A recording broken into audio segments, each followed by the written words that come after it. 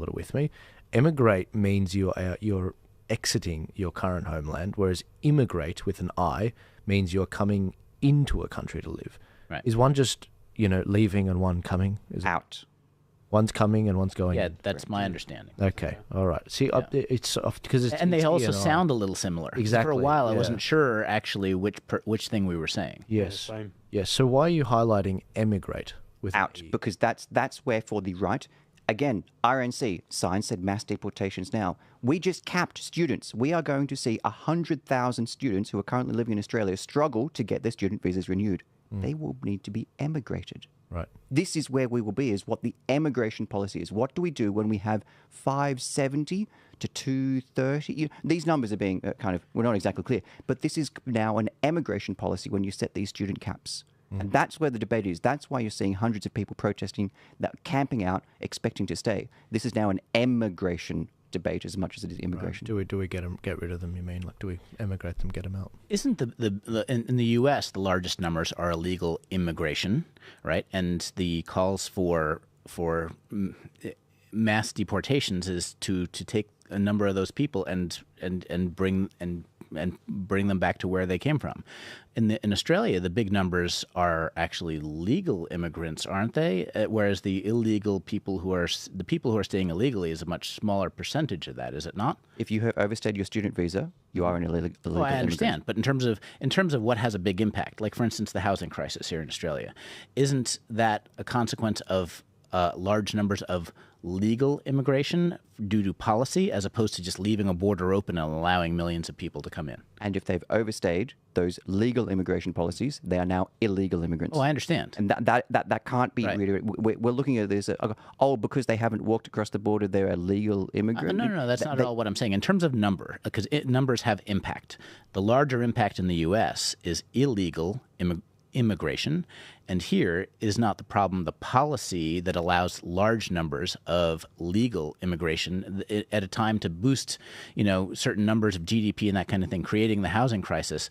Isn't the people who stay here illegally a much smaller percentage of the legal immigration? That's what I'm saying. But it's about to, with the student cap, as I was saying, about to become an illegal immigrant problem, because these people would not want to. I understand. How do you do with the student cap? But I'm just You've quantifying just boosted it. How many people are a percentage of this as a percentage of the legal immigration?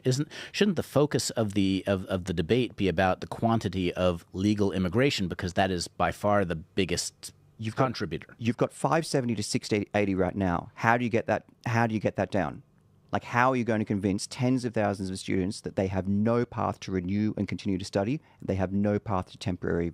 How do you see what I mean? No, and you're getting how this has just become. No, I do, but I think with respect, you're missing Absolutely. what Paul's saying. Sorry. Now, look, Paul, in Australia, absolutely, we have a legal immigration problem, 100%. We've got control of our borders to our credit, and thanks to Tony Abbott. We do have every now and then the odd boat that comes, but it's a legal immigration problem. So not only do we have people that, we're bringing in at record rates, hundreds of thousands every year, but on top of that, what Chris is pointing out is the fact that we're literally about to change the definition of all these students, and how do we get rid of them?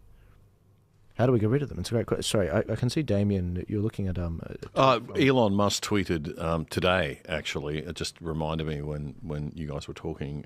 He retweeted a tweet from Kamala Harris, or re-X'd an X. Re-X. What is it now? Yeah. 2017, Kamala Harris. And Elon says, please note that this is an actual statement from Kamala. And Kamala Harris says, an undocumented immigrant is not a criminal. When was that from? Literally, So 2017. So the literally breaking a law. Was she vice president then? No, but nearly. So, you've got the vice president of the United States having on record as saying that, if you're an undocumented immigrant, you are not a criminal in the United States. No, it is literally breaking a law. Well, I would have thought so. Yeah. You would. Yeah, that's right. Both of you. It was really hard to find too, by the way. Elon Musk tweets too much. Do you remember he owned the same thing. the Cuban child?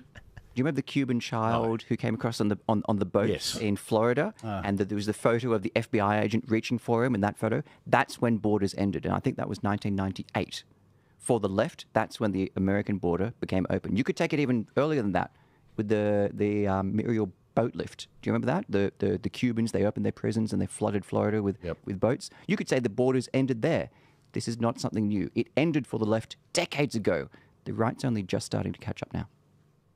Well, a lot of these things are a hijack of compassion, right? Basically, we take what we think is a positive impulse of people, and we basically weaponize compassion to implement or ignore laws that ultimately aren't necessarily good for the people in the country. So when it comes to the illegal immigration, or it's like, well, the call is to be compassionate, sanctuary cities. And that's also where it comes to the taking it's a Shakespearean tragedy to take someone's positive virtue, a compassion.